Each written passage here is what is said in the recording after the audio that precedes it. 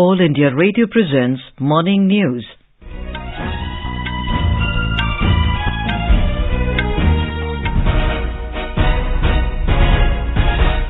Good morning, I'm Anuja Kumar and with me is Saira Mujtaba. The headlines. Prime Minister Narendra Modi calls for cooperation between India and Central Asian nations. Prime Minister to address NCC PM rally in New Delhi today. 95% of India's eligible adult population administered first dose of COVID vaccine. Health Minister Mansukh Mandavia to interact with health ministers of southern states to review corona situation today. Tamil Nadu eases COVID restrictions. Sunday lockdown and night curfew lifted. Exports of electronic goods register 49% surge between April and December 2021. South Korea to take on Japan in Women's Asia Cup Hockey Final at Muscat in Oman today. And men's singles semi-final matches to be played today at Australian Open Tennis in Melbourne.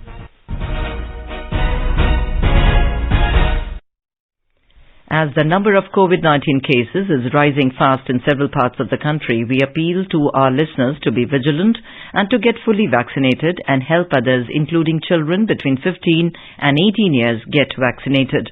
With the new Omicron variant of coronavirus causing concern, please continue to follow these 3 simple steps to stay safe. Wear a face mask, maintain 2 gaz ki duri for social distancing, focus on hand and face hygiene. For any COVID-related information and guidance, contact national helpline numbers 011-2397-8046 and 1075. And now the news in detail. Prime Minister Narendra Modi has said Central Asia is central to India's vision of an integrated and stable extended neighborhood. In his opening remarks at the first India-Central Asia Summit held virtually yesterday, Mr. Modi stated that they have similar concerns for regional security and are concerned about the developments in Afghanistan. He stressed that this mutual cooperation has become more important in this context for regional security and stability. Regional connectivity के क्षेत्र में भारतीय vision का एक महत्वपूर्ण अंग है जो अशगाबाद एग्रीमेंट में हमारी भागीदारी से स्पष्ट है। क्षेत्रीय सुरक्षा के लिए हम सभी की चिंताएं और उद्देश्य एक समान है। अफगानिस्तान के घटनाक्रम से हम सभी चिंतित हैं। इस संदर्भ में भी हमारा आपसी सहयोग क्षेत्रीय सुरक्षा और स्थिरता के लिए और महत्वपूर्ण हो गया है। The Prime Minister highlighted 3 main objectives of the summit. Mr. Modi said diplomatic relations between India and Central Asian nations have completed 30 fruitful years. He said this cooperation has received many successes over the past 3 decades and that it is time to define an ambitious vision for the coming years as well. Presidents of Kazakhstan, Kyrgyz Republic, Tajikistan, Turkmenistan and Uzbekistan participated in the summit. Prime Minister Narendra Modi will address the National Cadet Corps PM rally at Cariappa Ground in New Delhi today. The rally is the culmination of NCC Republic Day camp and is held on the 28th of January every year. At the event, the Prime Minister will inspect the Guard of Honor, review march past by NCC contingents and also witness the NCC cadets displaying their skills in army action, slithering, micro-light, flying, parasailing as well as cultural programs. The best cadets will receive medal and baton from the Prime Minister. Union Health Minister Mansukh Mandavia has said that 95% of India's eligible adult population has been administered the first dose of COVID vaccine.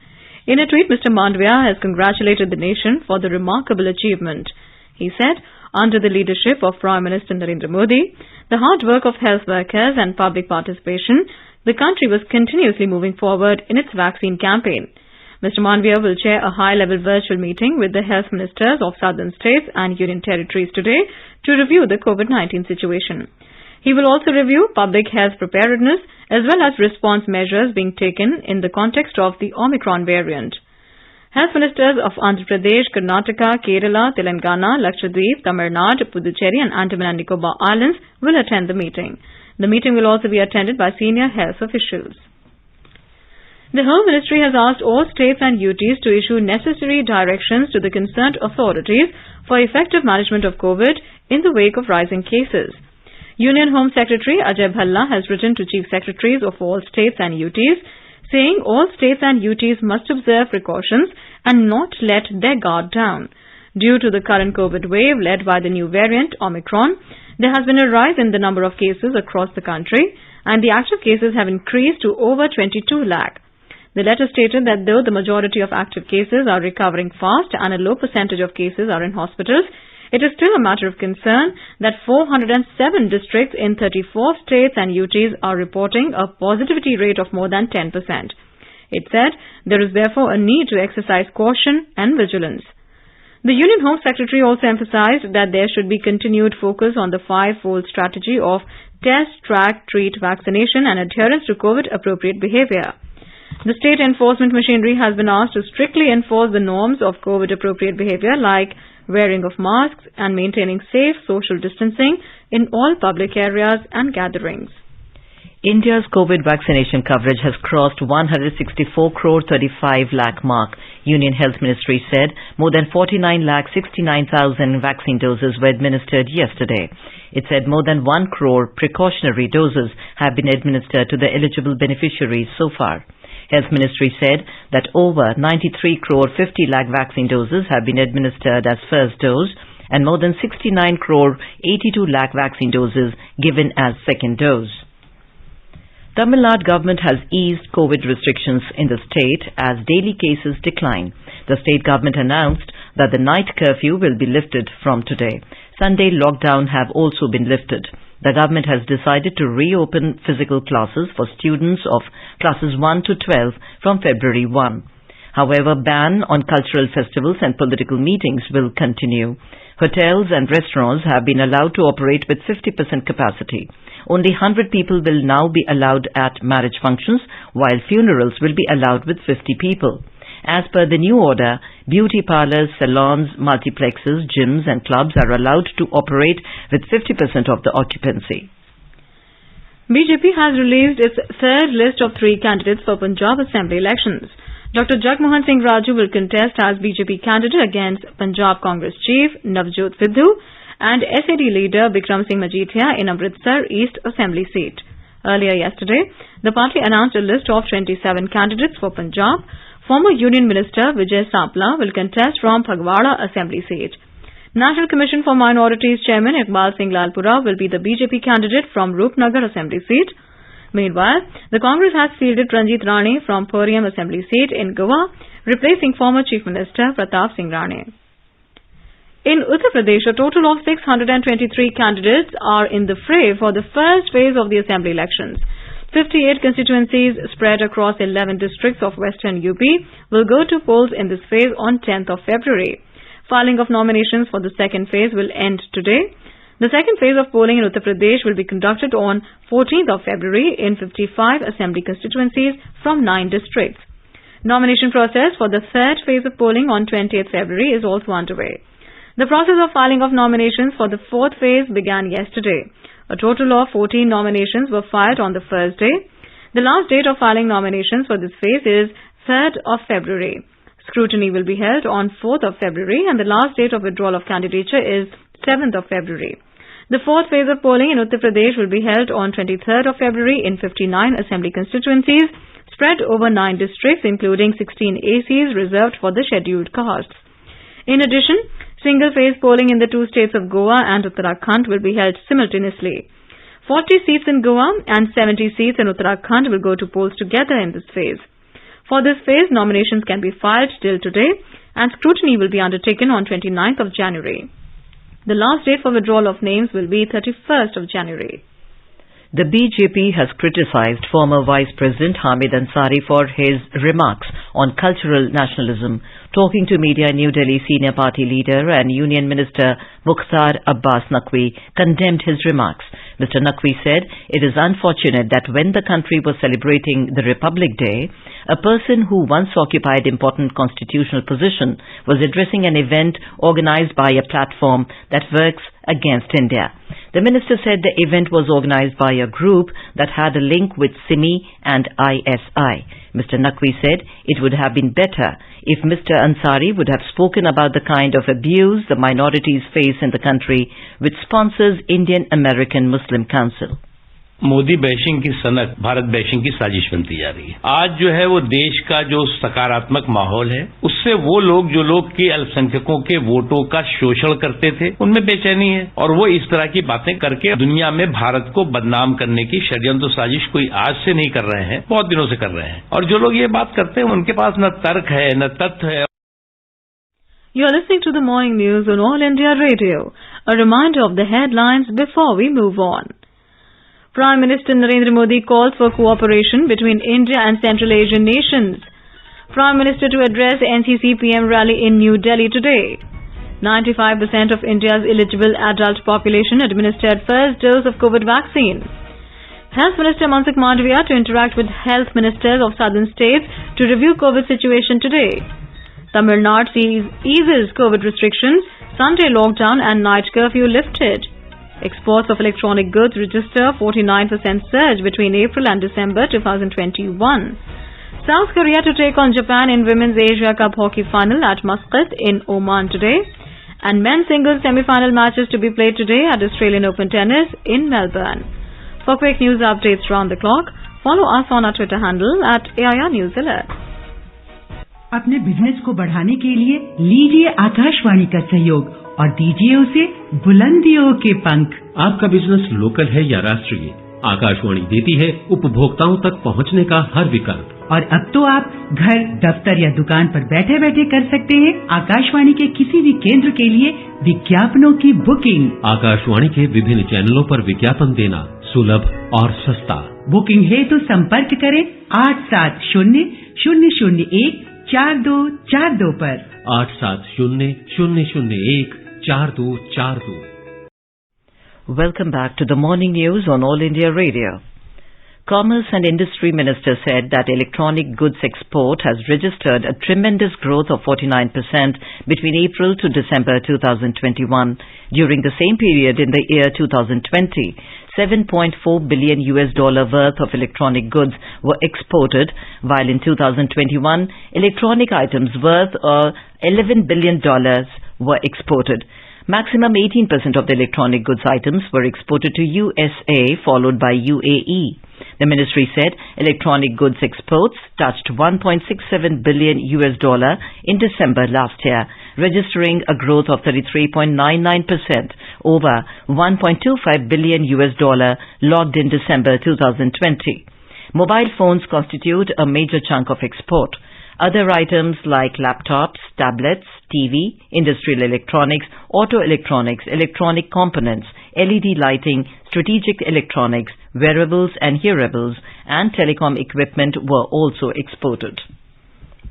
The Union Budget 2022-23 will be presented by Finance Minister Nirmala Sitharaman on the 1st of next month in a paperless form. The budget would also be available on the mobile app after the completion of the budget presentation process. A Union Budget mobile app was also launched for hassle-free access of budget documents by members of Parliament and the public. The mobile app allows complete access to 14 Union Budget documents, including the budget speech, annual financial statement commonly known as budget, and demand for grants. The mobile app is available on both Android and iOS platforms. The app can also be downloaded from the Union Budget web portal www.indiabudget.gov.in. The budget documents will also be available for the download by the general public on Union Budget web portal indiabudget.gov.in. In a historic move, the Union Budget of 2021-22 was delivered in paperless form for the first time. Air India has been officially handed over to Tata Sons Limited. The Tata Group takes over the management and control of the airline. The transaction covers three entities, that is Air India Express and Air India SATS. Civil Aviation Minister Jyotiraditya Scindia said, "It is indeed noteworthy that the disinvestment process of Air India has been brought to a successful conclusion in a time-bound manner." He said, "This proves the government's ability and resolve to carry out disinvestment effectively in a non-strategic sector in the future." Department of Investment and Public Asset Management Secretary Tuhin Kant Pandey said that the strategic disinvestment transaction of Air India successfully concluded with transfer of 100% shares of Air India to Talis Private Limited along with management control. He said a new board led by the strategic partner took charge of Air India. Power Minister R.K. Singh has stressed on the need to establish energy storage systems on a wide scale in the country. He said that energy storage system shall be an integral part of the power system under the Electricity Act, and setting up of standalone storage system should be made as a delicensed activity. The minister said this while interacting with renewable energy developers, industry leaders and various government representatives to discuss the elements of the draft policy on energy storage system to promote the creation of storage systems. The policy aims at creation of technology-agnostic storage system across the value chain of the electricity sector. And now, let's listen to our special program Azadi Ka Safar, highlighting the importance of the day during the freedom struggle. Azadi Ka Amrit Mahotsav.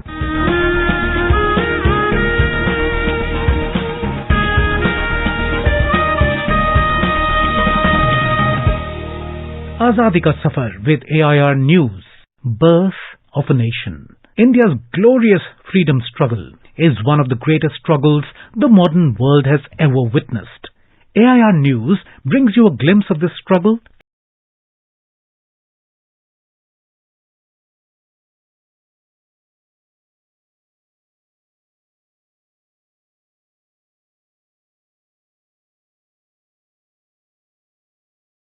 We remember Punjab Kesari and one of the tallest Indian independence leader, Lala Lajpat Rai, who was born on 28 January 1865 in Ludhiana district of Punjab.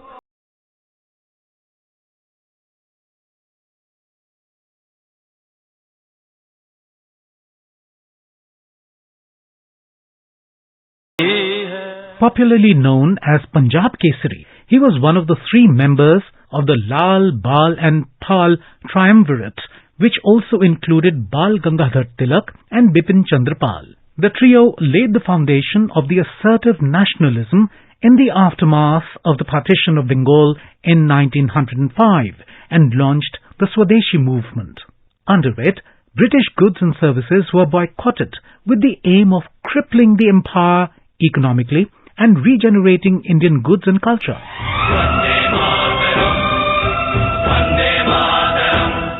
Mahatma Gandhi later built upon the democratic struggle during the non-cooperation movement of the 1920s.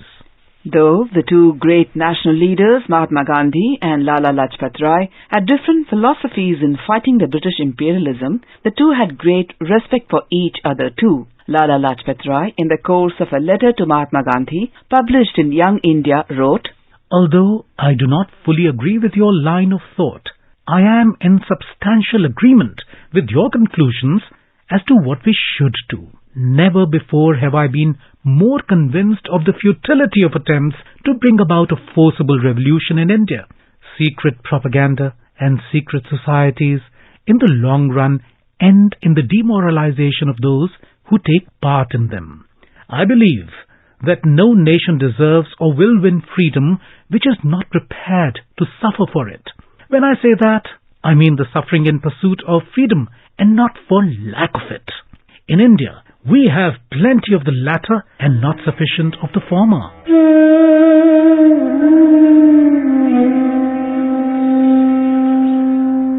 Mahatma Gandhi was much disturbed by the death of Lala Lajpat Rai on 18th November 1928. In the Young India edition of November 1928, he wrote, "Men like Lalaji cannot die so long as the sun shines in the Indian sky. Lalaji means an institution. From his youth, he made of his country's service a religion. His nationalism was international, hence his hold on the European mind. He claimed a large circle of friends in Europe and America. They loved him because they knew him. It is impossible to think of a single public movement in which Lalaji was not to be found. His love of service was insatiable. He founded educational institutions. He befriended the suppressed classes. Poverty, wherever found, claimed his attention. He was fearless in the expression of his views. He suffered for it when suffering had not become customary or fashionable. His life was an open book. His extreme frankness often embarrassed his friends, if it also confounded his critics. But he was incorrigible. We also remember nationalist filmmaker Sohrab Modi, who died on 28 January 1984. Modi, through his movies, inspired Indians towards social and national cause.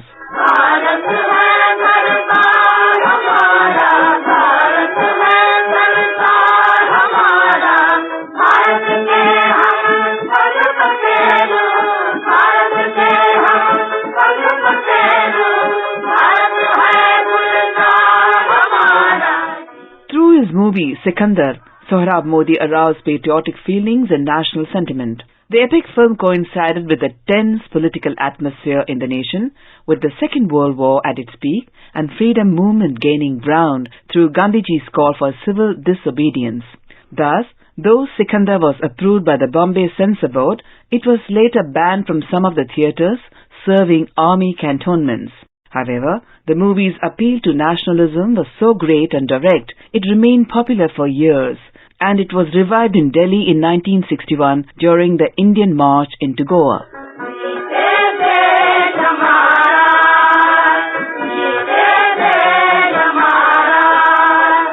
That brings us to the end of this episode of Azadi Ka Safar with AIR News. See you in the next episode tomorrow.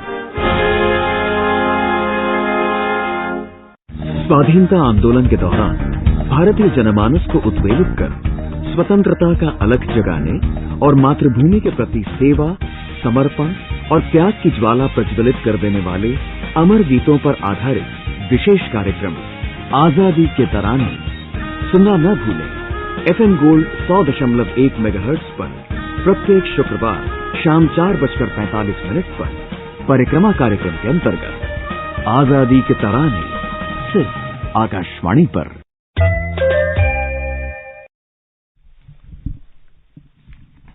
Best wishes to all consumers for Azadi Ka Amrit Mahotsav. Hallmark ensures purity of gold. Always purchase Hallmark gold jewelry. For any consumer-related complaints, please contact National Consumer Helpline's toll-free number 14404.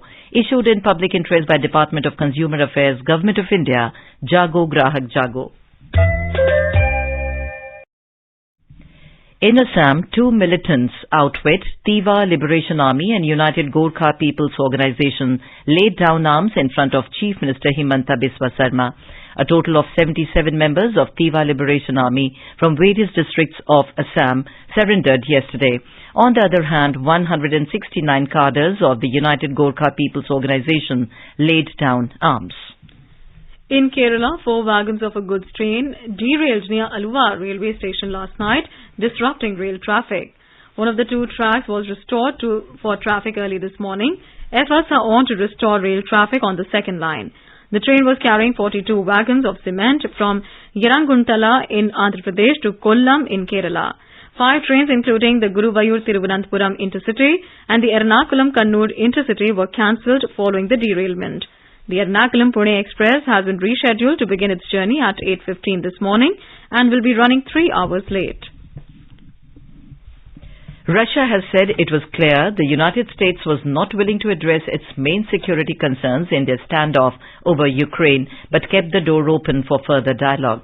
The United States and NATO submitted a written response yesterday to the demands Russia has made for a redrawing of post-Cold War security arrangements in Europe, since it massed troops near Ukraine, prompting Western fears of an invasion.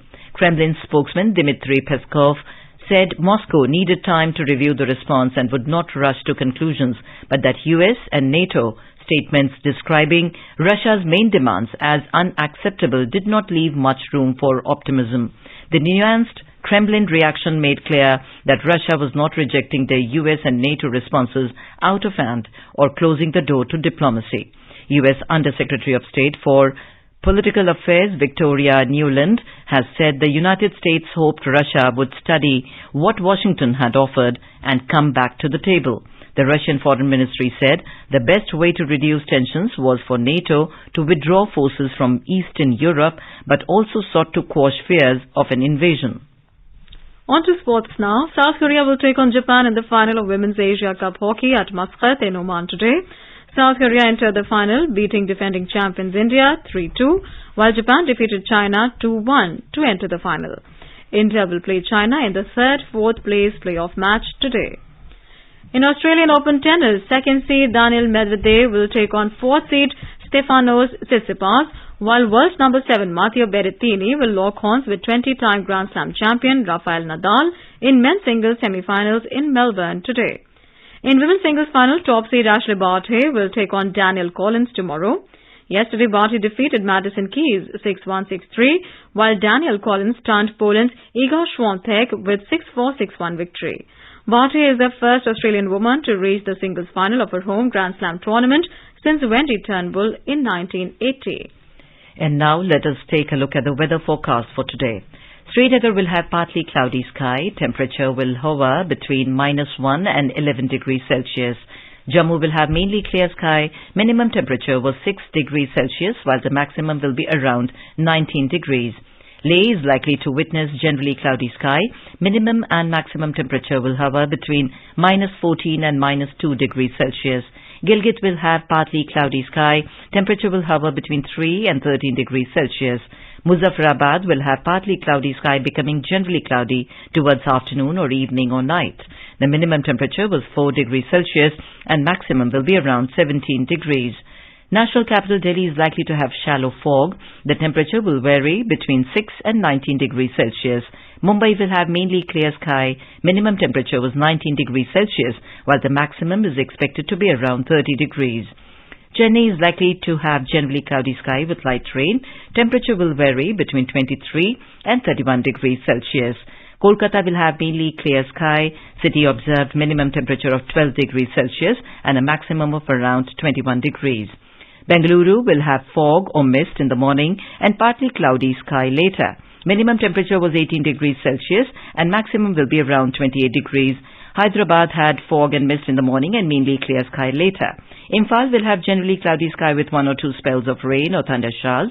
Shillong will have fog or mist in the morning and mainly clear sky later. Temperature will hover between 6 and 16 degrees Celsius. Itanagar will have generally cloudy sky with light rain. Temperature will hover between 9 and 24 degrees Celsius.